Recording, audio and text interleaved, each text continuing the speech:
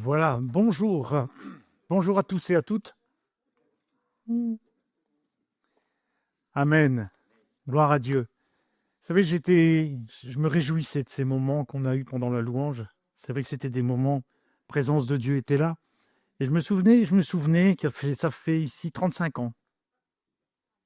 C'est ça, hein 35 ans. Parce que je retiens, parce que c'est sur l'anniversaire de ma fille. L'église a commencé quand ma fille est née.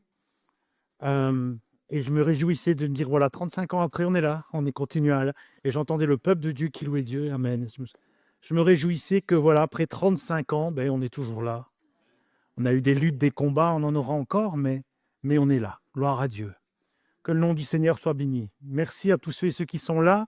Bonjour à ceux que je connais, bonjour à ceux que je ne connais pas. Soyez les bienvenus au milieu de nous. Voilà, on va prendre la parole de Dieu, si vous voulez bien, dans le livre de Joël. Waouh, Joël. Quel merveilleux livre que le livre de Joël, parce que s'il y a bien un livre qui est pleinement d'actualité, c'est le livre de Joël. Pourtant, il a été écrit plusieurs siècles avant la venue de Christ, mais pourtant, c'est vraiment un livre qui est pleinement d'actualité aujourd'hui. Nous allons lire ensemble, si vous voulez bien, de 3 versets, 2, 3.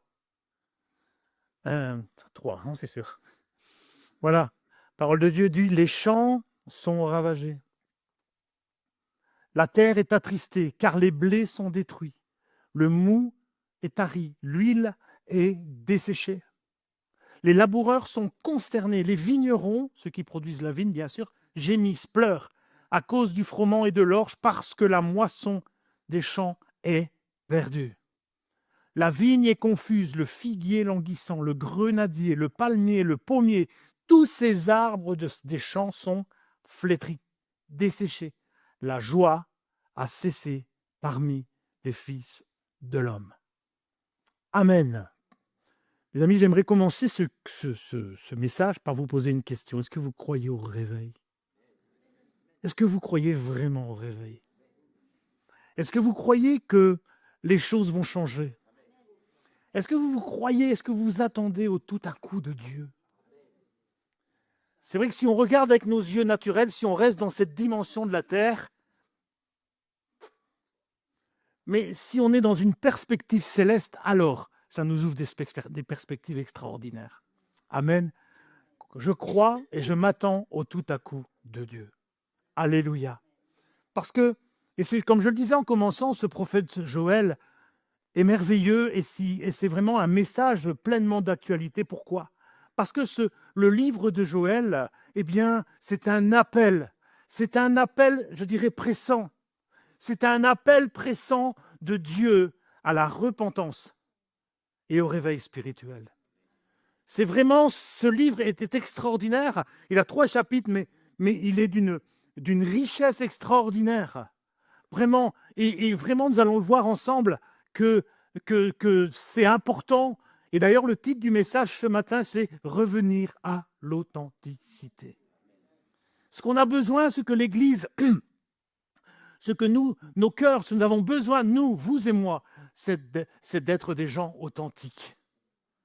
Parce qu'aujourd'hui, on va le voir, à l'heure où on parle beaucoup, on se montre, aujourd'hui avec les réseaux sociaux, avec le net, il y a beaucoup de gens qui se montrent.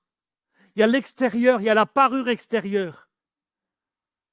Mais allons voir que pour Dieu, tout ça, ça n'a pas d'importance. Ce qui compte, c'est l'intérieur. C'est de voir des hommes, des femmes authentiques.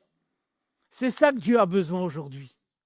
Et c'est clairement ce livre qui en parle. Le thème d'ailleurs du livre de Joël, et il le rappelle plusieurs fois, c'est le jour de l'Éternel. Moi, je m'attends au jour de l'Éternel. Alléluia. C'est un appel, et on va le voir, à une repentance qui est un suivi, une repentance sincère, face au jugement divin. Parce que le jugement de Dieu, il a déjà commencé. Et vous savez, il commence d'abord par où le jugement de Dieu? Dans sa propre maison.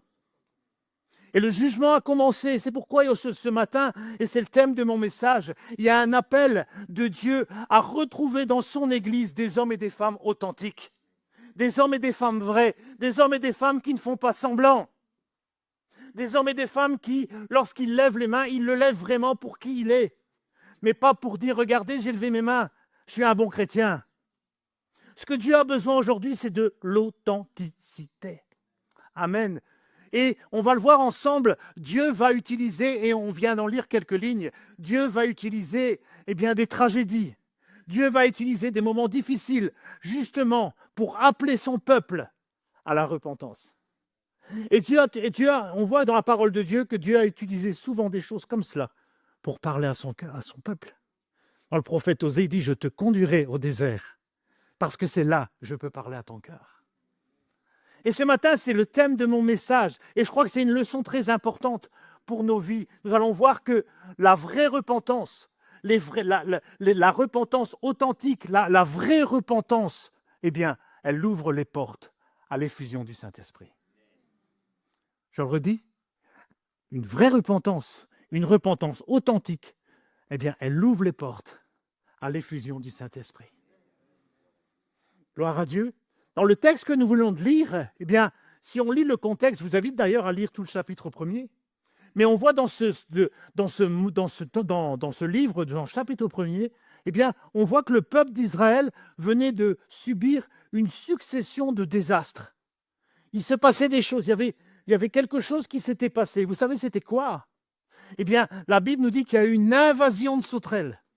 Je ne sais pas si vous avez déjà vu dans des reportages animaliers, quand vous voyez des millions et des millions de sauterelles qui passent dans un champ, et plus rien. Et la Bible nous dit qu'il y a eu une invasion de sauterelles. Et cette invasion de sauterelles a tout détruit au sein du peuple d'Israël. Au sein du peuple. Il avait détruit tout. Ils avaient détruit tous les fruits, toutes les récoltes, tout était détruit. Et vraiment les cultures, les récoltes, toutes les ressources du peuple, tout avait été détruit. On vient de le lire ensemble. Le peuple s'était dépouillé de tout, il n'y avait plus rien. Et le prophète ici décrit une terre, un moment dans son histoire où le peuple était dans le dépouillement total.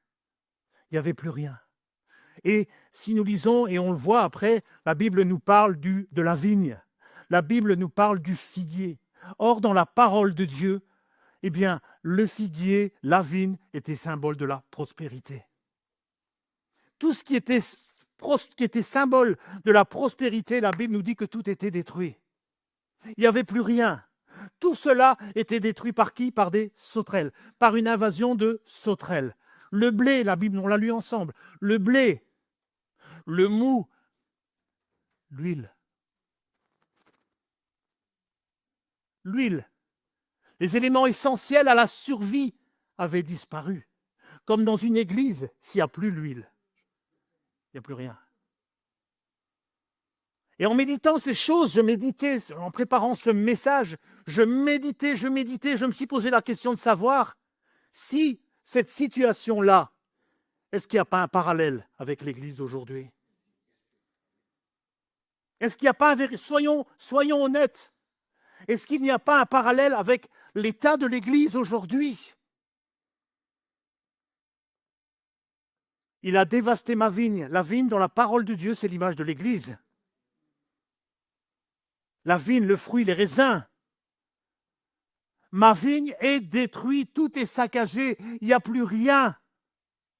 Elle est dépouillée, l'Église est abattue. Les rameaux de la vigne, nous dit, ont blanchi. Et parce que les rameaux, c'est-à-dire les sarments, sont desséchés. Ça ne vous rappelle pas un verset dans le Nouveau Testament? Jésus a dit, je suis le cep, vous êtes des sarments. Si le sarment n'est plus attaché au cep, il se dessèche. Les amis, c'est-à-dire vraiment, et le verset 10, on l'a lu ensemble dans le verset 10, il dit, l'huile, symbole du Saint-Esprit, c'est arrive desséché. Il n'y a plus l'huile. Tout ce qui permet l'abondance, tout ce qui permet, toutes les ressources finalement étaient desséchées. L'huile, symbole du Saint-Esprit, tout ça, en gros, il n'y avait plus. L'huile fraîche, c'est-à-dire, pourtant la parole de Dieu nous parle de détente, rafraîchissement. Mais cette huile fraîche, il n'y avait plus. Un peu plus loin, dans le verset 16, regardez ce qu'il est dit. La nourriture n'est-elle pas enlevée sous nos yeux? Tout ce qui faisait notre force, manger, ça nous donne de la force, ça nous donne de l'énergie. D'accord, Jacques? Tu es d'accord avec moi? La nourriture, ça donne de l'énergie. La nourriture n'est-elle pas enlevée sous nos yeux? Vous savez, un jour, un serviteur de Dieu qui est maintenant dans la gloire avait dit, un jour Dieu, il avait un ministère prophétique et Dieu lui avait montré que dans les temps qui allaient venir, il voyait une table remplie de mets et il voyait une main qui commençait à retirer. Il commençait à retirer les plats de la table. Et ça m'a toujours pas interpellé, pourtant c'est une parole qui date depuis plusieurs décennies, mais combien elle m'a interpellé, mes amis.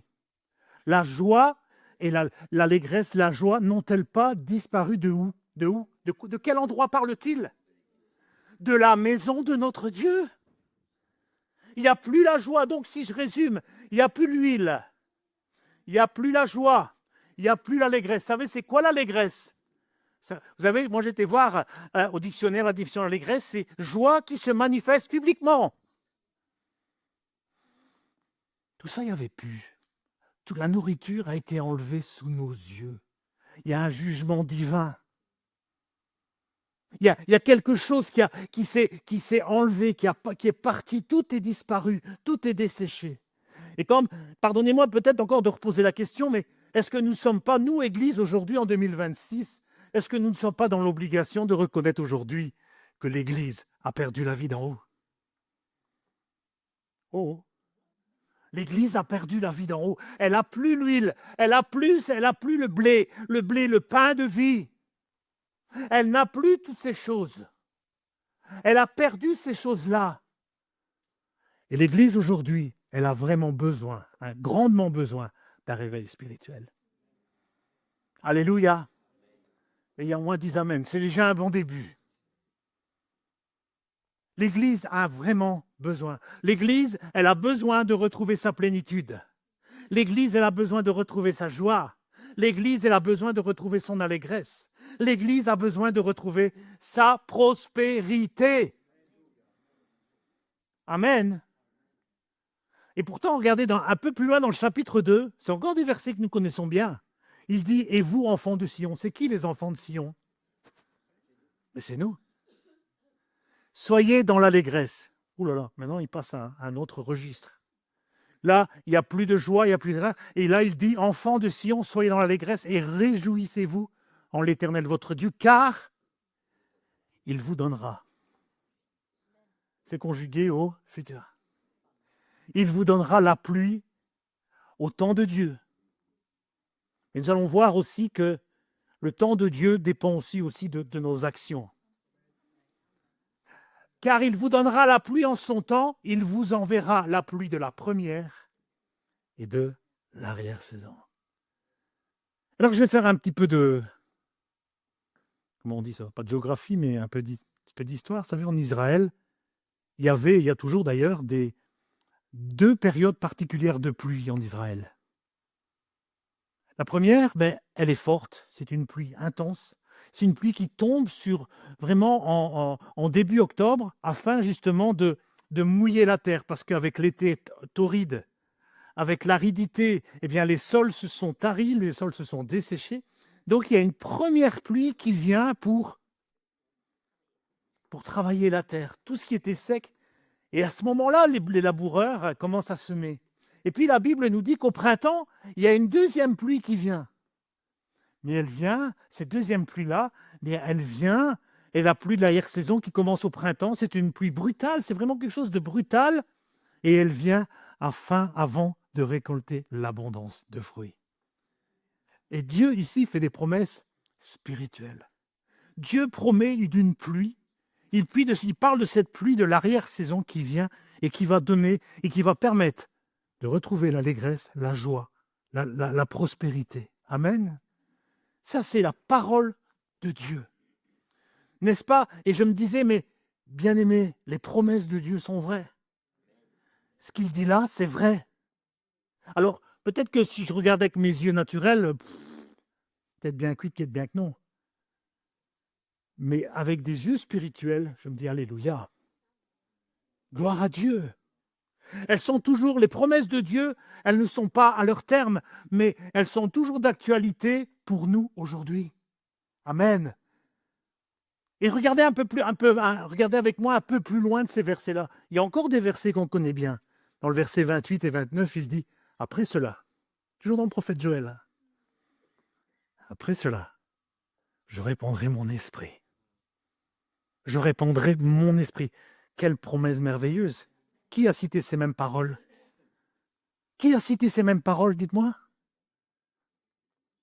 Ben non. L'apôtre Pierre, le jour de la Pentecôte. Oh, acte 2, il reprend ces paroles lors de son discours. Je répandrai mon esprit sur toute chair. L'apôtre Pierre va reprendre les paroles de Joël. Ces mêmes paroles-là, mes amis, n'est-ce pas des promesses? Est-ce que ces promesses-là, ce ne sont pas des promesses de plénitude? Est-ce que ce n'est pas des promesses d'abondance, de prospérité? Bien sûr que oui. Alléluia. Alors la question, et c'est là où je veux en venir ce matin, la question c'est de se poser, de se dire, mais d'un côté, comment on peut passer d'un état de désolation? Comment on peut passer d'une période de désastre où il n'y a plus rien, où le blé, tout est aride, il n'y a plus rien? Comment on peut passer de rien à tout? Comment on peut passer d'un fait où il n'y a plus de joie, où il n'y a plus d'allégresse, où là, la parole de Dieu dit, soyez dans l'allégresse, soyez dans la joie. Entre le point A et le point D, il y a quelque chose au milieu. Le tout à coup de Dieu. Mais le tout à coup de Dieu, comme nous allons le voir, il a un prix à payer. Le serviteur n'est pas plus grand que son maître. Alléluia. Et la réponse, elle est toujours dans le livre de Joël. Dans Joël, chapitre 2, versets 12 et 13, la parole de Dieu nous donne la solution. La parole de Dieu nous donne la direction si nous voulons vivre et entrer dans des temps de prospérité et d'abondance. La parole de Dieu dit, maintenant, dit l'Éternel, revenez à moi de tout votre cœur. Revenez à moi de tout votre cœur, avec des jeûnes, avec des pleurs, avec des lamentations. Et c'est particulièrement le verset 13, et c'est là où je vais m'arrêter particulièrement. La parole de Dieu dit, déchirez vos cœurs et pas vos vêtements. Déchirez vos cœurs et pas vos vêtements, et revenez, voyez, il insiste encore, revenez à l'Éternel votre Dieu, car il est compatissant et miséricordieux, lent à la colère, riche en bonté. Et il se répand des mots qu'il envoie. Vous savez, Dieu exerce des jugements, mais nous allons voir ensemble que quand le peuple se repent, revient, si mon peuple sur qui est invoqué mon nom s'humilie, prie, alors je guérirai. Alors Dieu dit, alors je me répands, il se répand des mots qu'il a envoyés. Mes amis, je l'ai dit en commençant, l'Église depuis longtemps elle a perdu les choses d'en haut. Et Dieu envoie un jugement. Dieu envoie, il a envoyé quand on regarde un petit peu chacun, quand on regarde l'histoire de l'Église, quand on regarde déjà dans nos propres vies, notre histoire dans l'Église, on voit qu'il y a déjà eu beaucoup de problèmes. Hein. Il y a eu beaucoup de trucs, beaucoup de machins, beaucoup de divisions, beaucoup de critiques, beaucoup de jugements, etc., etc. Et Dieu a retiré finalement, Dieu a retiré les plats, Dieu a retiré, on disait c'est ça, moi je retire. Mais la parole de Dieu nous dit que si nous nous repentons, alors Dieu enverra son esprit. Amen. Gloire à Dieu. Les amis, comme je l'ai dit, les promesses de Dieu sont vraies, mais elles sont aussi conditionnelles. Oh, ce qu'une femme aura semé, elle le moissonnera aussi. Ce que nous semons, si je ne sème rien ou pas grand-chose, Ne vous attendez pas. C'est comme si l'agriculteur dit, je vais prier pour que mon champ se fasse tout seul. Il peut toujours attendre. Hein. Mes amis, j'aimerais vraiment ce matin vous parler sur ce verset 13, parce qu'il m'a parlé. Je crois et je suis convaincu que l'Église doit revenir à son Dieu. Elle doit revenir à son Dieu de tout son cœur. L'Église est appelée à s'humilier pour n'avoir pas pris le temps de le rechercher, lui. Lui. La Bible nous dit que Dieu est lent à la colère et riche en bonté. Mais, nous dit la Bible, mais cette patience, elle a un moment une fin. Et nous sommes, je crois, dans ces temps. La bénédiction et l'effusion du Saint-Esprit ont bien trop longtemps été retenues. La bénédiction et l'effusion du Saint-Esprit ont trop longtemps été retenues. Les temps sont courts et c'est maintenant, c'est aujourd'hui que l'Église doit faire un choix. C'est aujourd'hui que l'Église doit faire un choix, bien-aimés. Parce que l'effusion, tout a été accompli, tout est là. Mais Dieu attend de voir. Dieu attend de voir la réaction dans ce peuple, de son peuple qui voit que tout a disparu, que tout est dévasté, qu'il n'y a plus la pluie, etc. D'un peuple qui pleure, qui se lamente, qui se humilie. Alors là, Dieu a fait des promesses d'effusion. Mais Dieu regarde. Ce matin, alors je ne suis pas Dieu, mais Dieu est en train de regarder là. Et il regarde quoi? Et on va le voir. Croyez qu'il regarde vos vêtements? Mais il regarde votre cœur. Il voit la sincérité, il voit l'authenticité. Dieu, mes amis, les temps sont courts. Les temps sont très courts, je dirais, aujourd'hui. Et c'est maintenant que l'Église doit faire un choix. Et ce choix, c'est quoi? C'est de pouvoir plier le genou. De plier le genou devant l'immensité de la grandeur de Dieu. Je reviens à ce verset 13. La Bible nous dit « Déchirez vos cœurs et pas vos vêtements. » Déchirez vos cœurs et pas vos vêtements. Vous savez, dans la tradition juive, et on le retrouve souvent, on le voit beaucoup, hein, on retrouvait cela, les vêtements, c'était souvent, ces vêtements étaient un signe de public de deuil. On déchirait. J'entends là un mot important. C'était quelque chose d'extérieur. On déchirait. Quand Ruben a vu avec l'histoire avec Joseph, il a déchiré son vêtement. Il y a plusieurs personnes dans la parole de Dieu, ils ont déchiré leurs vêtements parce que c'était un signe public de deuil, de piété, de regret. C'était quelque chose d'extérieur. Mais quand c'est quelque chose d'extérieur, écoutez-moi bien, quand on fait quelque chose qui est extérieur, ça peut devenir une routine. Ça va? Quand on fait quelque chose d'extérieur, ça peut devenir une routine, ça peut devenir une simple formalité religieuse. Ça peut devenir une façade, mais sans changement profond. On peut faire les choses à l'extérieur. On peut crier « Oh Seigneur ci, oh Seigneur là !» Mais s'il n'y a pas d'authenticité, ça reste de la religion. Et Dieu dit, ne déchirez pas vos vêtements. Moi, tout ce qui est à l'extérieur, le paraître, ça ne m'intéresse pas. On peut montrer, vous savez, on peut montrer des signes de piété. Oh Seigneur. On peut fréquenter même assidûment les églises. Je ne sais pas si vous allez m'aimer encore, mais tant pis. On peut fréquenter assidûment les églises. On peut faire des œuvres sans que notre âme soit réellement touchée et rester intérieurement totalement sec.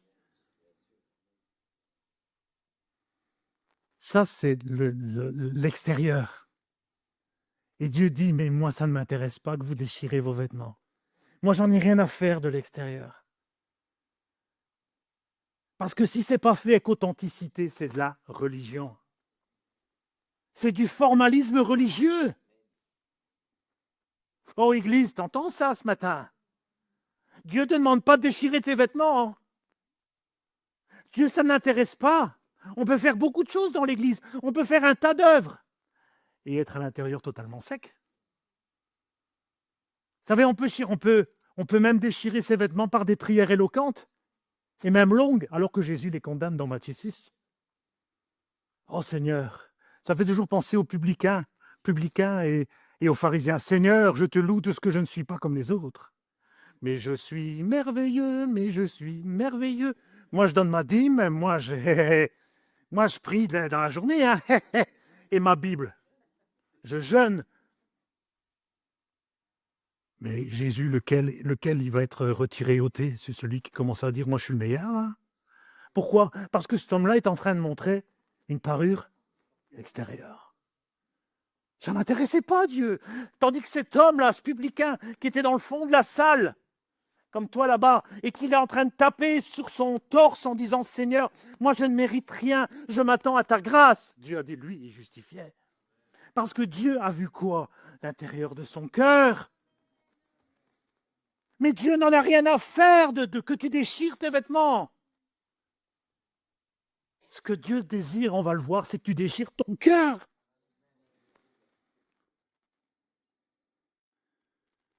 Les amis, on peut même lever les mains pendant la louange, on peut chanter, on peut faire des tas de choses. On peut montrer une attitude spirituelle et pour ça être loin de Dieu. Jésus dira dans Matthieu chapitre 15 au verset 8, Jésus dira ce peuple, quand il parle de ce peuple, de qui? Est-ce qu'il parle d'un peuple païen? Il parle de son Église.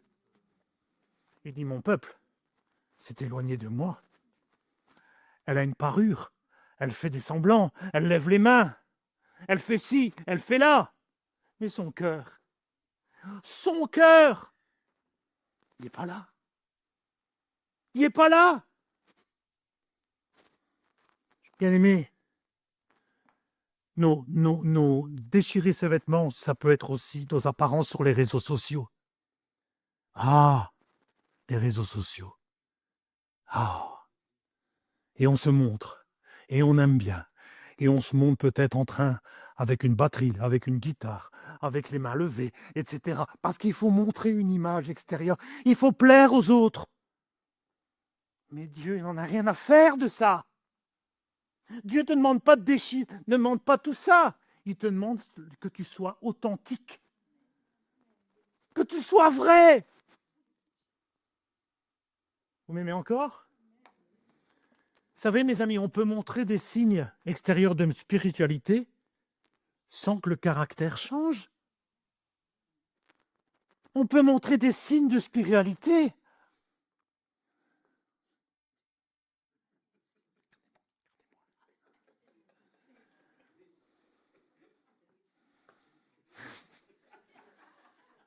On peut montrer des signes extérieurs sans que à l'intérieur, il y a quoi que ce soit qui change. Dieu est en train de dire à ce peuple-là au temps de Joël, comme il le dit aujourd'hui à son Église en 2026, arrêtez de déchirer vos vêtements. Arrêtez de mettre en avant ce qui est extérieur. Ça ne m'intéresse pas tout ça. Si vous voulez impressionner les autres, c'est votre problème. Mais moi, vous ne m'impressionnez pas, dit Dieu. Avec vos trucs, vos machins. Vous savez, il est plus facile de faire semblant que de réellement changer son cœur. Ce que Dieu dit ce matin, et il dit à son Église, c'est vraiment ce que Dieu a mis sur mon cœur. Il l'a mis comme un fardeau, comme un poids. Mais revenez à l'authenticité. Soyez des hommes et des femmes vrais. Arrêtez ce cirque. Pardonnez-moi, là, vous n'avez plus m'aimer du tout. Arrêtons ce cirque évangélique. Revenons de tout notre cœur à Dieu. C'est ça que Dieu dit. C'est pourquoi il nous appelle, comme il a appelé le peuple, à déchirer son cœur. Qu'est-ce que ça veut dire, déchirer son cœur? Qu'est-ce que ça veut dire, déchirer son cœur? Eh bien, voilà. Vous savez, déchirer son cœur, c'est accepter d'enlever l'armure. L'armure des faux semblants. L'armure charnelle. C'est ça, déchirer son cœur. C'est accepter de s'humilier. C'est accepter de s'ouvrir. C'est accepter de faire tomber l'armure. de faire tomber la carapace. C'est un retour à l'authenticité. C'est un retour à la sincérité. C'est ça, déchirer vos cœurs. Déchirer vos cœurs, c'est abandonner l'orgueil, c'est abandonner l'autosuffisance qui empêche bien souvent de recevoir la grâce de Dieu. Parce que ce qui souvent empêche, vous savez, parfois on ne se rend même pas compte, mais on promène avec des parapluies. On est là, Seigneur, donne-nous la pluie d'en haut, et on est là avec notre parapluie. Les amis, ce qui empêche souvent Dieu d'agir dans nos cœurs, dans la vie de l'Église, c'est à cause de son orgueil et de son autosuffisance. Déchirer son cœur, c'est enlever les masques. Allez, on fait tomber les masques. On est vrai, on est entier. C'est arrêter de faire semblant que tout va bien. Ça, c'est la mode aujourd'hui. Ça va? Oh, tout va bien. Tout va bien, oui, par la grâce de Dieu. Et puis quand on passe la porte, on ne pense plus à Dieu avant la semaine prochaine. On ne pense plus, on est tellement pris dans l'engrenage de la vie qu'on oublie Dieu. Mais, bien sûr, il ne faut pas montrer. Les amis, déchirer son cœur, c'est enlever les masques. Déchirer son cœur, c'est arrêter de faire semblant. C'est surtout accepter, écoutez bien, déchirer son cœur, c'est accepter d'être vulnérable devant Dieu. Vous savez, un vêtement, quand il est déchiré, moi j'ai une belle-mère couturière. Dès que j'ai un trou, un pantalon, dès qu'il faut refaire un bord de pantalon, SOS belle-mère.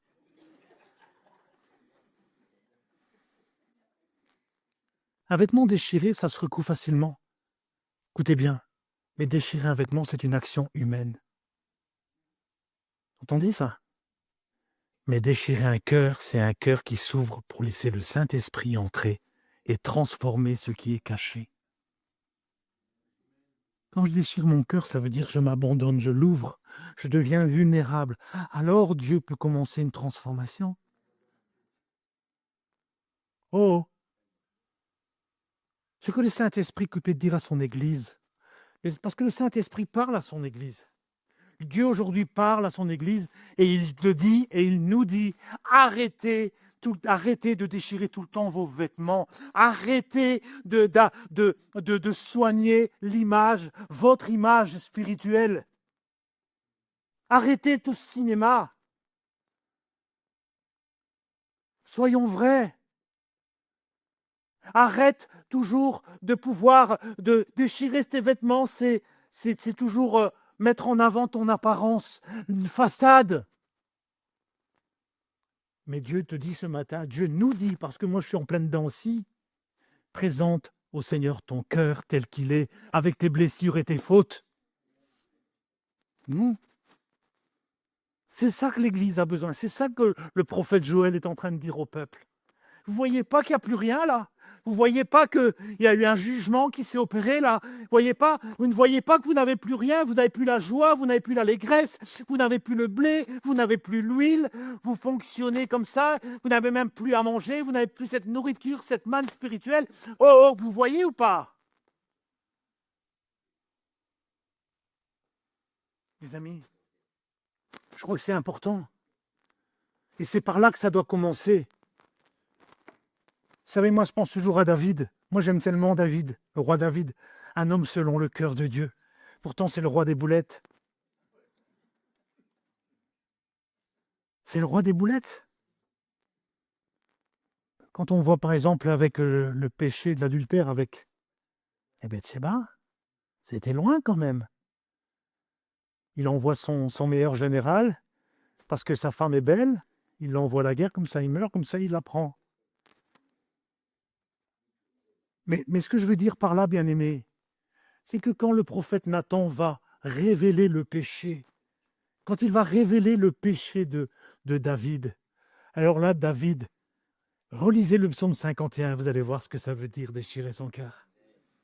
Vous allez voir ce que c'est que déchirer son cœur. Ça, c'est la réelle définition de de déchirer son cœur. Cet homme-là va commencer à s'humilier. Il va pleurer sur son péché de tout son cœur avec une authenticité profonde. C'est pour ça qu'il était appelé l'homme selon le cœur de Dieu, parce qu'il savait reconnaître profondément ses fautes et ses erreurs. Mais l'Église aujourd'hui, elle veut tellement montrer une apparence, elle veut tellement montrer une façade que tout va bien. Mais ce n'est pas la réalité. Dieu s'en fout de tout ça. L'homme regarde à ce qui frappe aux yeux. L'homme regarde, l'être humain regarde à ce qui est apparent. Oh, cette personne-là, elle doit vraiment être spirituelle parce que tu as vu ses prières, elles sont éloquentes. Oh, tu as vu comme elle est bien habillée. Ça doit être une bonne ou un bon chrétien. Mais Dieu s'en fout. Dieu, ce qu'il regarde, c'est là.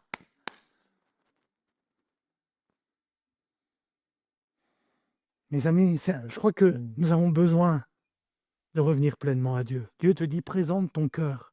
Présente-moi ton cœur. Et David, lorsqu'il était dans cette attitude, il va dire à un moment donné, Seigneur, crée en moi un cœur pur. Seigneur, redonne-moi un esprit bien disposé. Parce que j'ai péché. Parce que j'ai péché. Parce que j'ai fait une grosse boulette, Seigneur. Et Dieu a vu la profondeur de son cœur. Il a vu qu'il ne faisait pas semblant. Il n'a pas vu que le gars était en train de dire, oh Seigneur, pardonne-moi, hein, je ne ferai plus.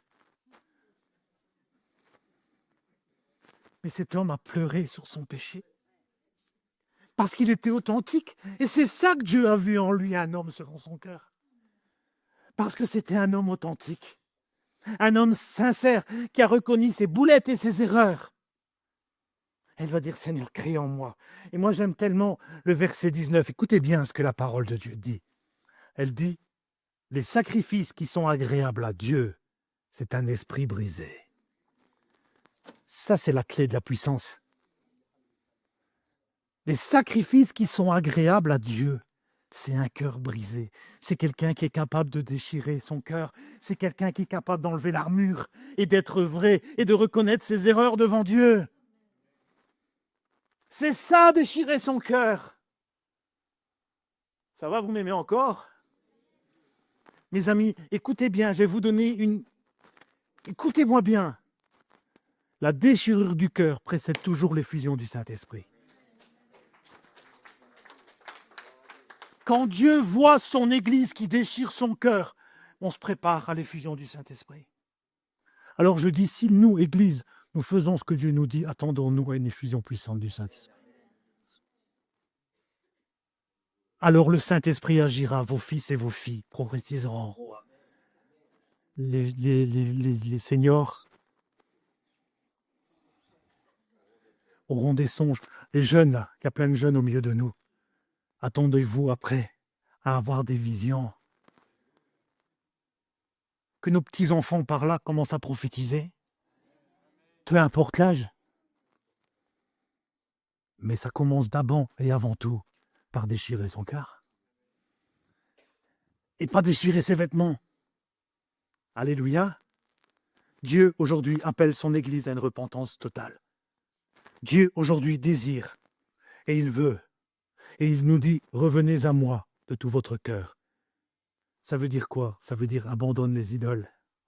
Abandonne les péchés. Abandonne tout ce qui prend plus de place que Dieu dans ta vie. Amen. Tu ne peux pas aimer deux maîtres, on en a parlé il n'y a pas longtemps. Tu peux pas aimer Dieu et le monde. Tu ne peux pas aimer Dieu et Mammon.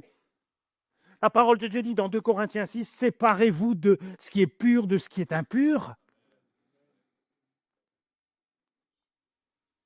Mais lorsque la repentance est sincère, alors Dieu peut changer nos cœurs. C'est pourquoi le Saint-Esprit a fait une promesse. Pourquoi Dieu a fait une promesse extraordinaire? Il a dit, il enlèvera le cœur de pierre pour le remplacer par un cœur de chair. Souvent, on prend ce verset-là et on l'utilise pour pour les gens qui doivent donner leur cœur à Dieu. Mais c'est pas vrai. Relisez le contexte d'Ézéchiel 36, il s'adresse à son peuple. Il dit, si vous déchirez vos cœurs, alors moi, vos cœurs de pierre, là, vos cœurs qui font semblant, alors ça va devenir des cœurs vrais, des cœurs de chair. Waouh! Gloire à Dieu! Alors mes amis, en cette année 2026, où l'image où l'apparence domine bien souvent nos vies. C'est pas vrai? Parce qu'on suit le mouvement. Il faut qu'on montre une bonne image. Il faut, vous savez, aujourd'hui, il y a tellement les gens sont tellement mal, qui sont complexés, qui ont besoin d'exister. Donc il faut montrer une apparence. Il faut montrer qu'on est. Il faut montrer qu'on sait faire ça. Il faut montrer, il faut montrer. Ouais. Mais Dieu, lui, ça l'intéresse pas, ça. Ce qui l'intéresse ce matin, Dieu, c'est l'état de ton cœur.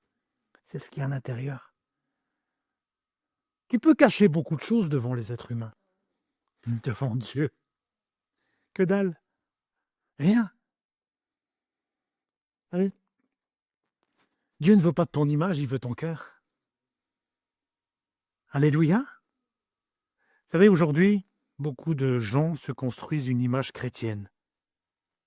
Beaucoup de gens aujourd'hui, je parlais tantôt des réseaux sociaux, beaucoup de gens qui se disent chrétiens se construisent une image chrétienne. Et la question, c'est de se dire, est-ce que cette image reflète la réalité de leur cœur? Est-ce que c'est pas le tout de mettre sur ton truc un verset biblique, moi et ma maison, vous savez, dans le temps, on mettait des assiettes au mur, et maintenant on met sur les réseaux, moi et ma maison, nous servirons. Est-ce que nous réalisons ce qu'on est en train de mettre? Ou bien c'est de l'apparence pour montrer aux autres qu'on est des bons chrétiens? Moi et ma maison, ça commence par toi. Sois d'abord un modèle, un exemple. Alors, tu seras un exemple pour ta famille. Mais cela commence par moi et ma maison. Moi, c'est d'abord moi. Dieu attend de voir si tu es sincère et authentique avec lui. Et si tu l'es, attends-toi à ce que dans ta famille, les choses évoluent et changent. Moi et ma maison, nous servirons l'Éternel. Alors, c'est pas le tout, comme je dis, beaucoup de se construire une image. Mais si cette image, elle ne reflète pas la réalité, ça sert à quoi, Mireille? Merci, Mireille. Ah, rien. Elle a raison. Vous savez, beaucoup, là, vous n'avez plus m'aimer. Vous êtes prêts? Il y a beaucoup de gens qui disent Jésus en premier. Ça fait bien, hein? Jésus en premier. Mais derrière dès qu'ils se lèvent, la première chose qu'ils saisissent, c'est leur GSM pour aller sur les réseaux sociaux. Mais vous m'aimez? Ils ne se disent pas, waouh, il y a une journée qui commence, voici la journée que l'Éternel a faite. La première chose qu'ils font, c'est qu'ils prennent leur GSM, ça c'est devenu tellement automatique. Et on commence à regarder. Et les trucs, et les machins, et les trucs. Mais, excusez-moi, on va peut-être me dire, oui, mais le pasteur aujourd'hui, il est légaliste. Bah ouais. Bah ouais. Si je suis légaliste dans ce que je dis maintenant, eh bien oui. Alors je suis pas occupé de dire qu'il ne faut plus de GSM. Hein. J'en ai même un nouveau, pour vous dire. C'est pas ça que je dis. Mais c'est pas le tout de dire Jésus en premier. Oui, je cherche d'abord. Mais que dans réalité, tu fais le contraire. Ça s'appelle quoi?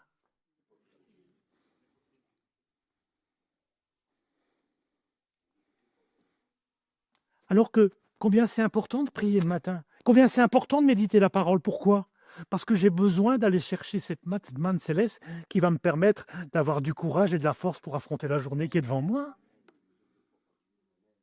Si je ne m'en vais pas chercher, Matthieu 4,4, l'homme ne vivra pas seulement de pain, mais de toute nourriture qui sort de la parole de Dieu. Bien sûr qu'on a besoin de manger, c'est évident. Mais on a besoin de manger aussi la nourriture céleste. Si déjà le matin, en te levant, si déjà au matin, tu te lèves et que tu commences la journée en disant « pour aller travailler aujourd'hui », qu'est-ce que ça me pompe? Non mais tu crois que tu vas avoir une journée bénie, franchement? Tu es en train de proclamer des paroles négatives sur ta propre vie. Ce sera le sujet d'un prochain message une fois. L'impact des paroles dans nous. La vie et la mort. Proverbe 4, 21. La vie et la mort sont au pouvoir de la langue. Amen. Oh, purée. Il faut aller travailler ce matin. Alors que Dieu nous dit, Jésus en premier. Mais tu n'as même pas pensé à lui en te levant. Tu es tellement déjà dans ton truc que tu n'as même pas le temps. Mais par contre, le dimanche, Jésus en premier. Là, vous n'avez plus du tout. Je vais sortir par là après, ne t'inquiète pas. Les amis, l'invitation de Dieu pour 2026, elle est celle-ci. Revenez à moi de tout votre cœur. Amen. Ne cherchez pas à impressionner. Oh, je peux vous le dire, ne cherchez pas à impressionner les hommes et les femmes de ce monde par votre ferveur extérieure, comme les pharisiens. Vous avez vu les pharisiens? Oh, ils aimaient bien montrer, ils étaient dans les rues, là, avec leurs beaux habits, avec tous leurs trucs, leurs machins, et peut-être leur Bible et leur Ancien Testament.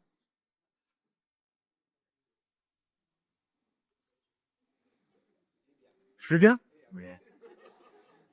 Attendez, je vais encore le faire mieux.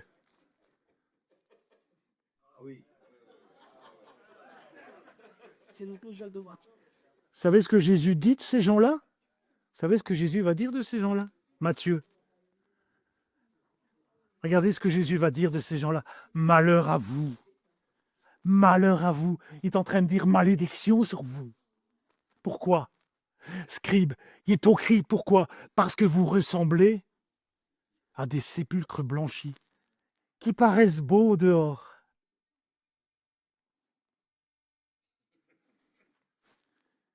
Et qui au-dedans sont pleins d'ossements de mort.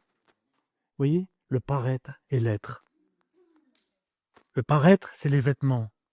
L'être, c'est le cœur. Regardez le verset 28. Vous de même, écoutez bien ce qu'il dit, vous paraissez juste, rempli de piété devant les hommes, mais au-dedans, vous êtes plein d'hypocrisie. Vous êtes plein d'iniquité. Vous déchirez les vêtements, vous déchirez vos vêtements devant les autres. Ça fait tellement bien. Mais votre cœur, lui, il est loin de moi. Bien-aimés, je termine. Je pense que nous avons besoin aujourd'hui de laisser le Saint-Esprit guérir les profondeurs de notre âme.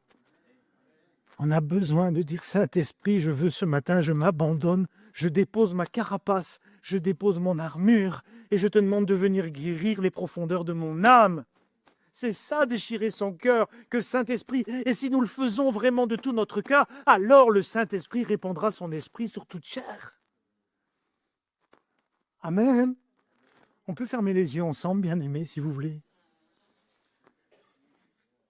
J'espère n'avoir choqué personne, mais parfois il faut dire les choses. Bien-aimés, je voudrais vraiment qu'on puisse ce matin être authentique devant lui. Sois vrai. Sois sincère.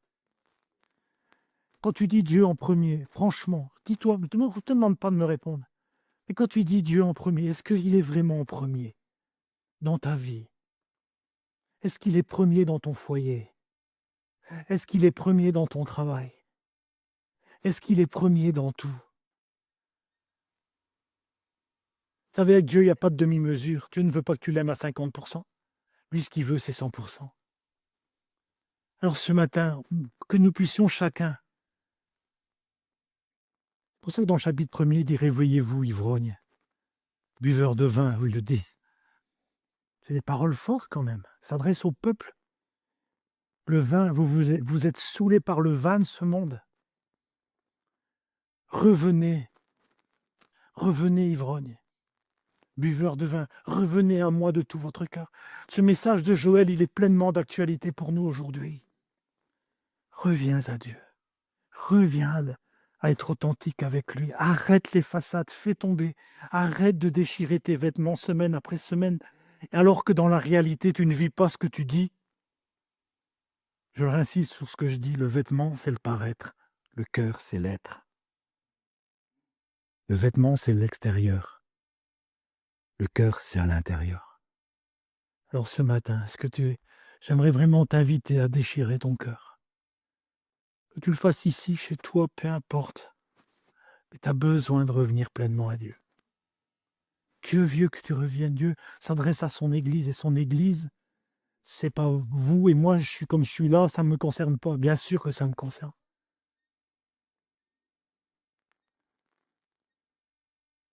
Bien sûr que ça me concerne. Ça me concerne en premier, je dirais. On a tous besoin de revenir de tout notre cœur à Dieu.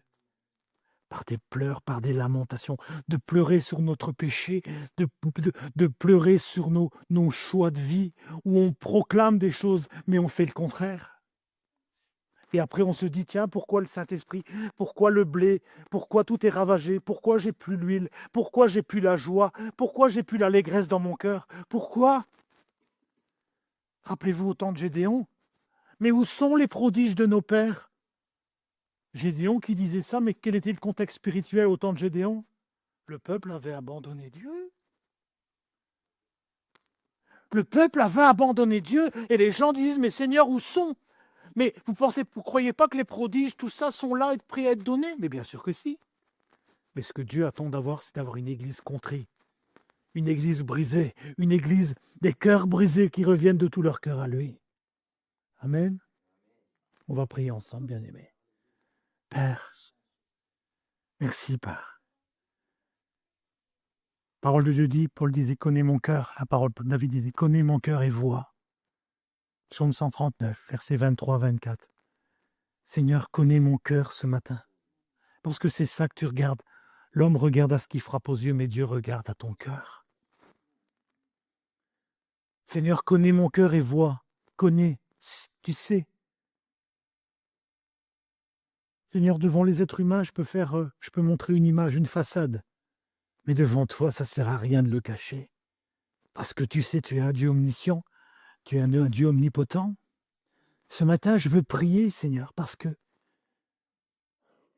Père, nous sommes dans les temps, nous sommes l'Église finitive, nous sommes l'Église, nous terminons le cycle, nous terminons, ce monde se termine. Et tu veux sauver un grand nombre de gens, d'hommes et de femmes. Ta parole dit aussi que le jugement ici il commence d'abord dans la maison de Dieu. Tu as commencé, mais ta parole dit que si nous revenons de tout notre cœur, alors Dieu se répand de tous les maux qu'il a envoyés. Amen. Si Dieu voit, si Dieu nous voit, et je m'adresse à nous tous, si Dieu nous voit, sincère, authentique, et de tout notre cœur, et que nous pleurons sur notre péché, sur nos fautes, sur nos erreurs, que nous abandonnons nos armures pour laisser Dieu entrer et guérir nos cœurs, alors attendons-nous à des belles choses avec lui. Père, je prie que nous soyons des hommes, je prie pour que l'Église ici soit une Église authentique, vraie, sincère, où on n'exerce pas la critique, le jugement, la méchanceté. Je veux prier, Seigneur, pour que la paix règne au milieu de nous, que l'unité soit un facteur déterminant. Seigneur, que nos cœurs soient totalement tournés vers toi. Amen. Saint-Esprit, alléluia, gloire à Dieu. Alléluia, alléluia. Restons quelques instants devant Dieu. Restons quelques devant lui.